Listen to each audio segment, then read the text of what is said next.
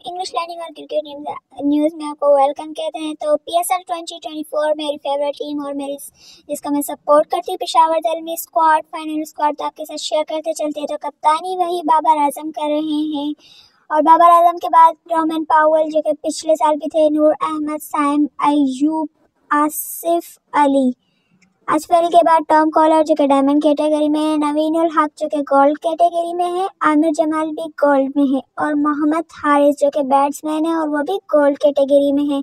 उसके बाद है डैन माउसले, वो भी सिल्वर कैटेगरी में है। तो उसके बाद दूसरे प्लेयर्स को भी आपको बताते चलते हैं। तो जल्दी से पहले चैनल सब्सक्राइब कर लें ताकि हर अपडेट आप तक पहुँच सके। ठीक है, अपनी टीम को ज़रूर सपोर्ट करें जी। तो डैम माउसले के बाद है खुर्रम शहजाद, सलमान इरशाद सिल्वर कैटेगरी में, आरिफ याकूब जो भी सिल्वर कैटेगरी में है, उमर आफरीदी वो भी सिल्वर में है और हसीबुल्ला वो भी इमरजेंसी कैटेगरी में। तो उसके बाद इसके बाद है खुर्रम शहजाद, सलमान इरशाद, आरिफ याकूब, उमर आफरीदी और हसीबुल्ला।